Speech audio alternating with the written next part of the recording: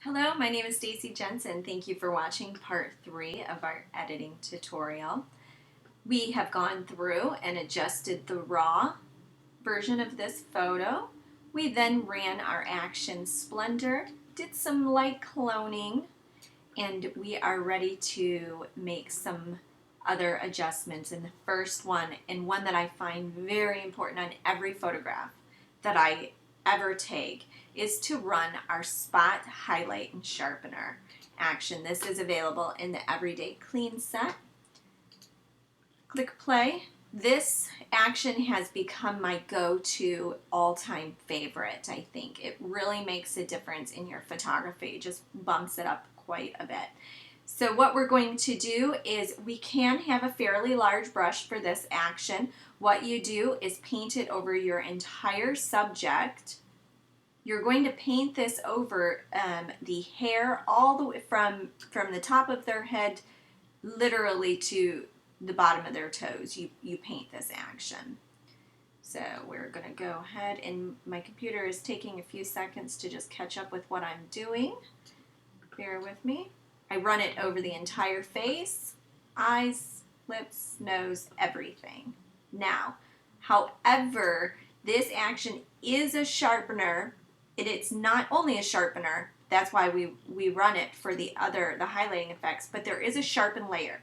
You never want to sharpen someone's skin. We ran the entire action and painted it over our subject because we do want the highlighting there, but we need to go to the sharpener layer, click on the layer mask of that sharpening, go back over to the skin, and get a black paintbrush. So white means that it's showing. We're going to get a black, and we're going to paint over the skin to take that sharpener back off of anywhere the skin is. Really important. Nobody wants the details to be brought out in their skin tone. So please go ahead and brush that back off your subject. We're going to get a smaller brush because it's okay to leave this on the eyes and the eyelashes. The amount of sharpening for this action is perfect for print, so I don't want to take it off. I'm just going to brush over all of the skin, around the eyes, on the nose. You do not have to take this off the lips. It's amazing for lips.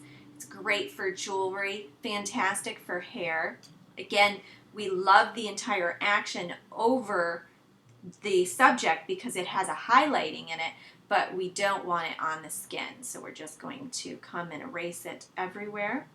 One of the great tricks on finding what you're painting off and on when using layer masks is to use the vertical key on your keyboard. Mine is under the delete button.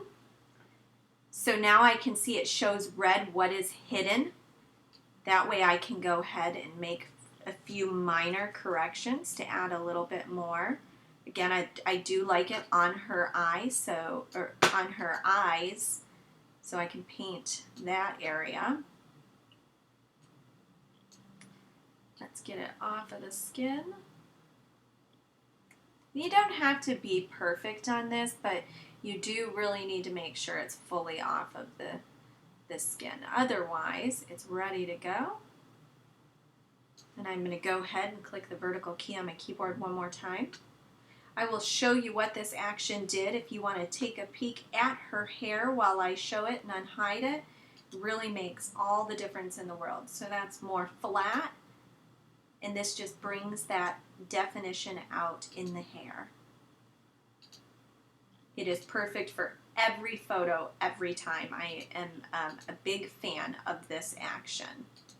Okay? So once you've completed that, and sometimes you don't even need to do any other sharpening. I use it for lips and for eyes, and it just seems to be that perfect amount. There are some really great actions inside of the Everyday Clean that will just give you a little bit more of an oomph to your photograph. So stackable vignettes are something that are great now and again to apply. Using them very sparingly, keeping them turned down a bit, not overusing is really what I recommend. So we have the chocolate, when you run this action, chocolate vignette already turned on, and it's one of my favorites. That's why I keep it on, so that it's there every single time. What you can do is turn that off and choose another one if you'd like that better fits your photograph. So we have a lot of them in here that can really make a difference. So we're going to go ahead and use Gypsy just because I love the red coral tones for this image. I am going to click on the layer mask and erase off of her skin.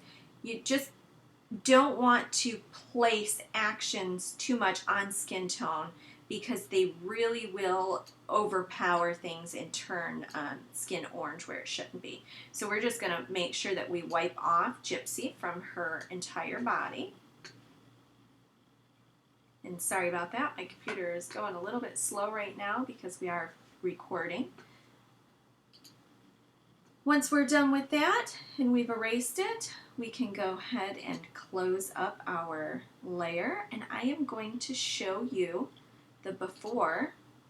So this is the before. Here is once we ran Splendor. Here's when we did our cloning.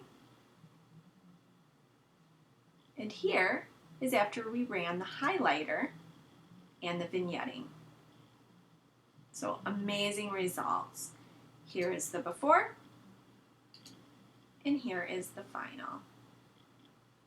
So skin tones are nice. We used the face powder on the skin tone, did a little bit of cloning.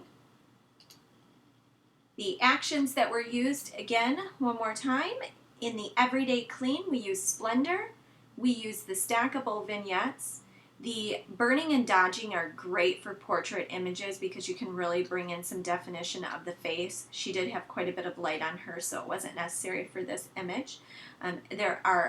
So you have the spot highlighter, the perfect skin tones, which will really clean up any skin tone issues that you have, and your flattening.